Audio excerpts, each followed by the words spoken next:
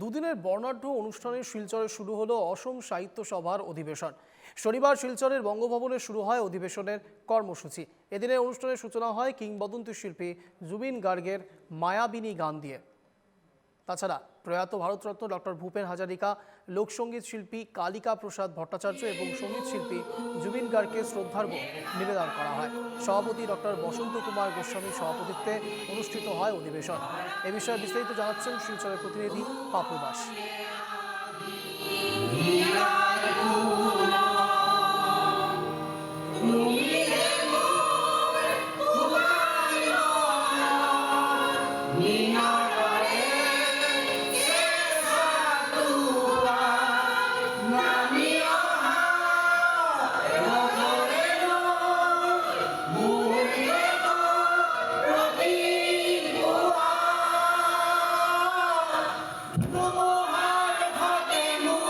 বিষয়ে সরাসরি কথা বলবো, রয়েছে আমাদের সঙ্গে আমাদের প্রতিনিধি পাপলু দাস। পাপলু, যে ছবিটা আজ দেখা যাচ্ছে, এই ছবিটা হয়তো এক্সপেক্টেড, তার কারণ কোনো এক জায়গায় এখনো পর্যন্ত আসামবাসীর মাঝে জুবিনকে নিয়ে যে ভেতরে কষ্ট কিংবা তাকে নিয়ে যে আবেগ, সেই আবেগের বহিঃপ্রকাশ হয়তো এটা হচ্ছে। পাপলু, বরাক ব্রহ্মপুত্র এক মূলত সাংস্কৃতিক যে পরিমণ্ডল রয়েছে, সেই সাংস্কৃতিক পরিমণ্ডলকে মূলত এক সূত্রে গাঁথার জন্য তৃতীয় কার্যনির্বাহ সভা অনুষ্ঠিত হচ্ছে আসাম সাহিত্য সভার শহর শিলচরে। এই মুহূর্তে আমার সঙ্গে রয়েছেন কেন্দ্রীয় কমিটির সভাপতি ডক্টর বসন্ত কুমার গোস্বামী। আমরা ওনার সঙ্গে কথা বলবো এবং দুদিনের যে কার্য বিবরণী রয়েছে সেটা নিয়ে কথা বলবো, পাশাপাশি যে প্রস্তাবগুলো নেওয়া হয়েছে সেগুলো নিয়েও কথা বলবো। তো স্যার, প্রথমে দুদিনের কার্য বিবরণী যেগুলো রয়েছে সেগুলো আমরা আপনার থেকে একটু জানতে চাই।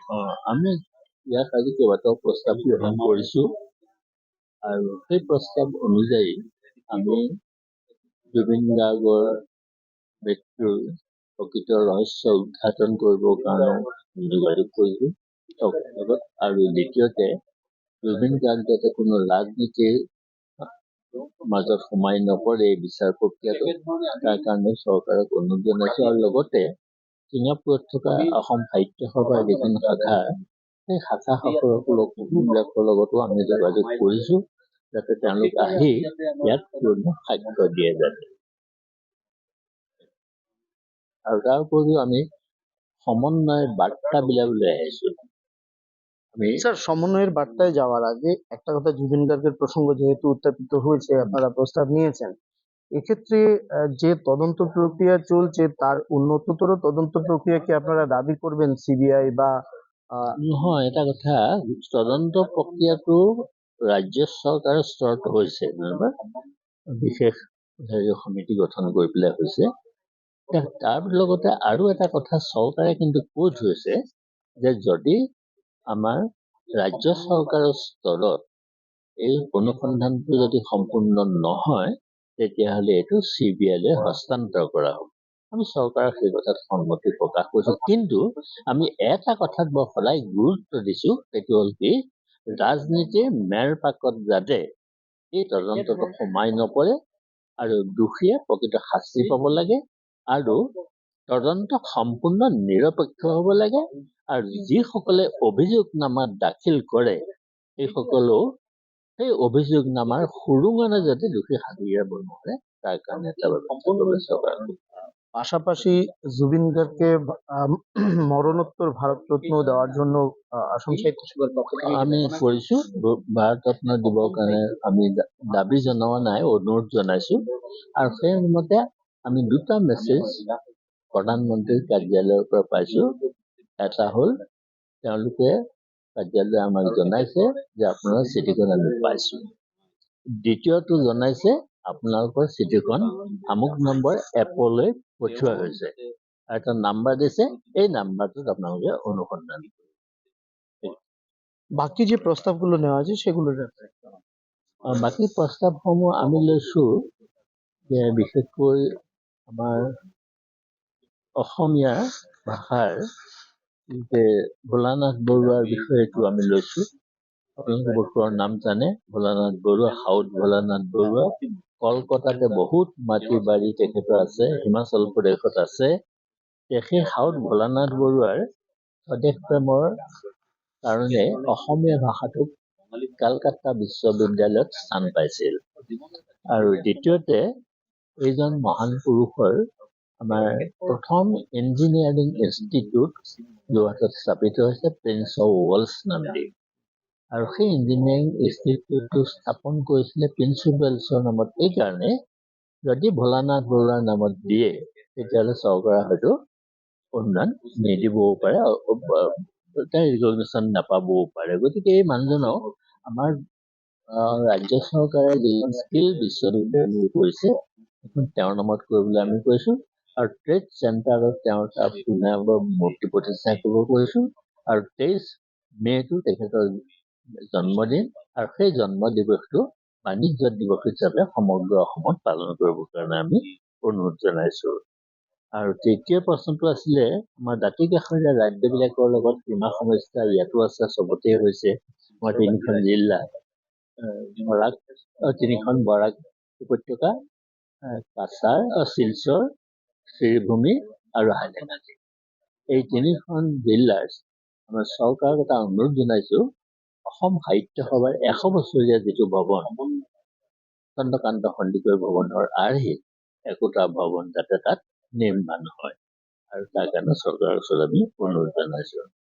আৰু এটা কথা হ'ল কি, আমাৰ 6 জনগোষ্ঠীয় জনজাতিকৰণৰ কাৰণে উজনি অসমত যিটো সাংঘাতিক দাবী উত্থাপিত হৈ আহিছে, সেইটো অসম সাহিত্য সভাই সমৰ্থন কৰিছে, আৰু চৰকাৰকো তেওঁলোকৰ দাবী মানি ল'বৰ কাৰণে অনুৰোধ জনাইছে। নহ'লে অসমত অসমীয়া মানুহখিনি সংখ্যাগৰিষ্ঠ হোৱাৰ সম্ভাৱনা। তাৰপিছত আৰু এটা কথা আমি কৈছোঁ, বাংলা ভাষাৰ ভালেখিনি গ্ৰন্থ আমি অসমীয়া ভাষালৈ অনুবাদ কৰিম, আৰু অসমীয়া ভাষাৰো ভালেখিনি গ্ৰন্থ আমি বাংলালৈ অনুবাদ কৰিম। লগতে জুবিন গাৰ্গৰ ৰচনাৱলীৰ অসমীয়া, ইংৰাজী, হিন্দী এই 3টা ভাষাতে আমি প্ৰকাশ কৰিম বুলি ভাবিছিলোঁ। কিন্তু বাংলা ভাষাভাষী লোকসকলৰ যিসকল গণ্যমান্য ব্যক্তি, তেখেতসকলে আমালৈ ফোন কৰি জনালে যে বাংলা ভাষাটো হ'ব লাগে। গতিকে আমাৰ অসমীয়া, বাঙালী, হিন্দী আৰু ইংৰাজীত জুবিন গাৰ্গৰ ৰচনাৱলী সম্পূৰ্ণভাৱে প্ৰকাশ পাব। ঠিক তেনেকৈ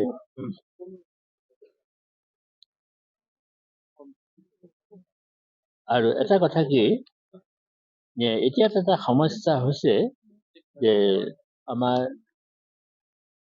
বৰাক ব্ৰহ্মপুত্ৰৰ যিটো সমন্বয়, সেই সমন্বয়টো সাধন কৰিবৰ কাৰণে আমি বৰাকত যিসকল বিভিন্ন জনগোষ্ঠীৰ সকলোকে সামৰি আমি ব্ৰহ্মপুত্ৰ উপত্যকাত এখন সন্মিলন ভাবিছোঁ, আৰু 2 বছৰৰ মূৰে মূৰে এই সন্মিলন আমি পাতিম।